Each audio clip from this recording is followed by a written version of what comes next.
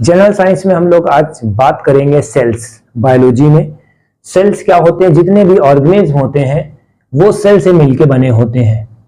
ठीक है, junior classes में आपने पढ़ा होगा जो सेल्स होते हैं, ठीक है, स्मॉलेस्ट यूनिट होती है, फिर उसको मिला के हम टिश्यू बनाते हैं, फिर ऑर्गन बनता है, फिर ऑर्गेनिज्म बनता है, इस तरह से होता है।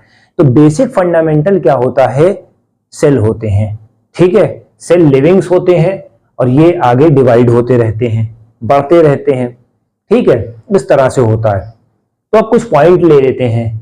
सिंगल सेल होते हैं उनको हम यूनिसेल्युलर बोलते हैं, और मल्टी सेल होते हैं उनमें मल्टी सेल्युलर बोलते हैं। ठीक है, तो ये सेल का प्रकार हो गया। सिंगल सेल अभी आप पढ़ेंगे बैक्टीरिया में।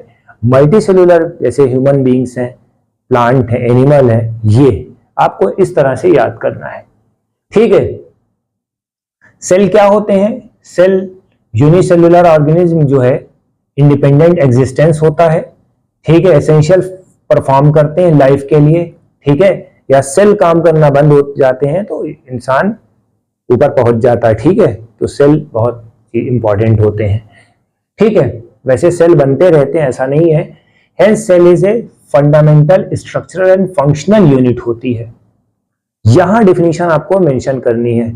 सेल जो होती है फंक्शनल यूनिट होती है। फंक्शनल का मतलब वो काम करती रहती है। जैसे मान लीजिए कि आपकी बॉडी में कुछ स्क्रैचेस आ गए, ठीक है, कट गया यहाँ पे, तो क्या होता है, आफ्टर सम टाइम उसके ऊपर एक लेयर आ जाती है जिसे पपड़ी बोलते हैं देसी भाषा में। ठीक है, अब थोड़ी दिन के बाद वो फिर से रिपेयर हो जाता है। राइट, ये चीज होती है सेल्स।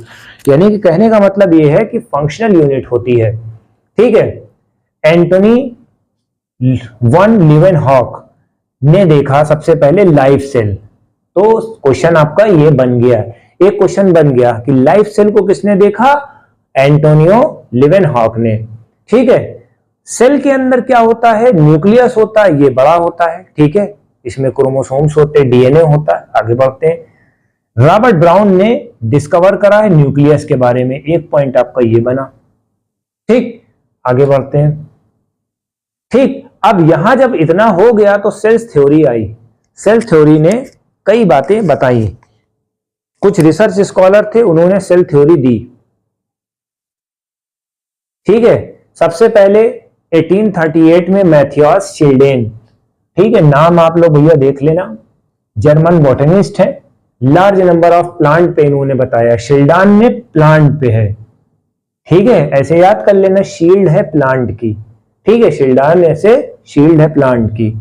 ठीक है, शॉन जूलॉजिस्ट हैं, इन्होंने एनिमल को, ठीक है, शान से एनिमल पे बैठे। ठीक है, इस तरह से कोडिंग याद कर लोगे, शान रिलेटेड टू एनिमल। ठीक है, उन्होंने ये भी बताया कि जो है प्लाज्मा मेम्ब्रेन भी होती है। ठीक है, सेल थ्योरी इन्होंने दी। आगे इन्होंने फॉर्मुलेट करा सेल थ्योरी ने। ठीक, मगर ये जो है did not explain the how to new cell are formed. ठीक है, न्यू सेल कैसे बनता है ये नहीं बता पाए, इसमें बेचारे फेल हो गए। फिर रुडोल्फ वेरशा, ये पॉइंट आपको याद करना है, वर्षा, सेल डिवाइडेड और न्यू सेल आर फॉर्म। ठीक है, अब इसको कैसे याद करोगे, वर्षा हो गई, सेल डिवीजन की वजह से वर्षा हो गई। This is the trick. ठीक है, ये ट्रिक है आपकी, सेल डिवीजन की वजह से वर्षा हो गई। ये किसने एक्सप्लेन करा था, विरशा ने। ठीक है, ऐसे याद कर लो, कोडिंग याद करना पड़ेगा तभी सब याद होगा। इतना थ्योरी होती है कि आदमी उसी में। Cell theory understood today, all living organism compose of cell and product of cell. ठीक है, ये प्री एग्जिस्टिंग सेल्स होते हैं, एक सेल से पहले बाद में इस तरह का सेल्स होते हैं। ठीक है, तो ये पॉइंट भी आपका बन गया। ये थोड़ा से एनसीईआरटी का है, सारा कंटेंट जो है आपका एनसीईआरटी से ही रिलेट करा गया। बहुत जल्दी जल्दी हमने इसको दिखा है। अब जैसे मान लो सेल वो कैसे, ओनियन सेल है, उसकी एक प्लांट है। ठीक है, उसमें सेल वॉल होगा, आउटर बाउंड्री होगा। ठीक है, उसी तरीके से जो हमारी चेक होती है, ठीक है, ये जो स्किन होती है, स्किन के अंदर वो ऊपर जो है एपिडर्मिस होती, फिर डर्मिस होती, फिर लेयर और होती है। तो ये किससे मिलके बनी होती है, ये सब इसी से मिलके बनी होती है, सेल से, ठीक है। और फिर जब न्यूक्लियस होता है उनके अंदर, सेल के अंदर भी न्यूक्लियस होता है। न्यूक्लियस किससे मिलके बना होता है? न्यूक्लियस में क्रोमोसोम्स होता है, ठीक है। क्रोमोसोम्स में जेनेटिक इंफॉर्मेशन होती है, क्रोमोसोम्स में जेनेटिक इंफॉर्मेशन होती है, ठीक है। Cells that have membrane bound nucleus, इसको हम यूकैरियोट बोलते हैं, जिसमें एक यूकैरियोट है, एक प्रोकैरियोट है। यूकैरियोट क्या होता है?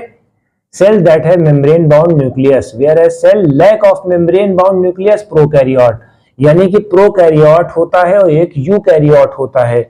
यूकैरियोट में न्यूक्लियस डिफाइन होता है, प्रोकैरियोट में न्यूक्लियस डिफाइन नहीं होता है। एक पॉइंट आपको ये याद रखना है। फिर इसमें सेमी फ्लूइड होता है, इसको हम क्या बोलते हैं? जैसे मान लीजिए सेल ये है, सेमी फ्लूइड ये है, न्यूक्लियस ये है, ठीक है। इसको हम क्या बोलते हैं? साइटोप्लाज्म बोलते हैं। जेली लाइक सब्सटेंस होगा, साइटोप्लाज्म में क्या होता है? जेली लाइक सब्सटेंस होता है अंदर, और बीच में सेंटर में न्यूक्लियस होगा, राइट। तो ये बात आपको याद रखनी होगी, ठीक है। इस तरह से होगा, ये लिविंग स्टेट्स में होते हैं, ठीक। अब इसमें कुछ ऑर्गेनेलीज के बारे में बात करते हैं, जैसे गोल्गी कॉम्प्लेक्स है, ये आगे वाली एक्सरसाइजेज में आपको मिलेगा। लाइसोसोम्स है, माइटोकॉन्ड्रिया है, माइटोकॉन्ड्रिया के बारे में मैं पहले भी बता चुका, एनर्जी का पावर हाउस होता है, ठीक है। तो ये चीज आपको याद रखनी है। एक पॉइंट ये हो गए, ठीक। बस इतना यहां पर पॉइंट हो गए। अब कुछ ऐसे सेल्स होते हैं, उनके अलग अलग शेप्स होते हैं, एक्टिविटीज होती हैं, ठीक है। शेप्स होते हैं, साइज होते हैं, जैसे माइक्रोप्लाज्मा, ठीक है, स्मॉलेस्ट सेल होते हैं, इसकी जो लेंथ होती है 0.3 mm होता है, ठीक है। ये चीज याद रखना। ये शेप होते हैं, व्हाइट ब्लड सेल्स, ठीक है, ये इस तरह से होता है। कल्मिनार सेल होता है, ठीक है, इस तरह से होता है। नर्व सेल ये होते हैं, न्यूरॉन्स, ठीक है। लार्जेस्ट आइसोलेटेड सिंगल सेल जो होता है ऑस्ट्रिच का होता है, शुतुरमुर्ग का, ठीक है। Human red blood cells 7 micron meter होता है, माइक्रोमीटर होता है, ठीक है। नर्व सेल जो होती है लॉन्गेस्ट सेल होती है, पूछा जाएगा भैया लॉन्गेस्ट सेल कौन सी होती है? नर्व सेल होती है। तो इस तरह से आपको याद करना है, इनकी अपने अलग अलग शेप होती हैं, कोई कॉलमिनार है, क्यूबॉइडल है, इरेगुलर शेप है, थ्रेड लाइक स्ट्रक्चर है, तो ये चीज है, ठीक है। साइंस एंड टेक और बायोलॉजी और फिजिक्स और केमिस्ट्री, ये 4 टॉपिक होते हैं जनरल साइंस में, इसको हम कंबाइन कर करके आपको पढ़ाएंगे। शुरुआत में लेक्चर जो होते हैं ये 8 मिनट, 6 मिनट, 7 मिनट के होंगे, बाद में इस लेक्चर को एक्सटेंड कर दिया जाएगा, ठीक है। Thank you.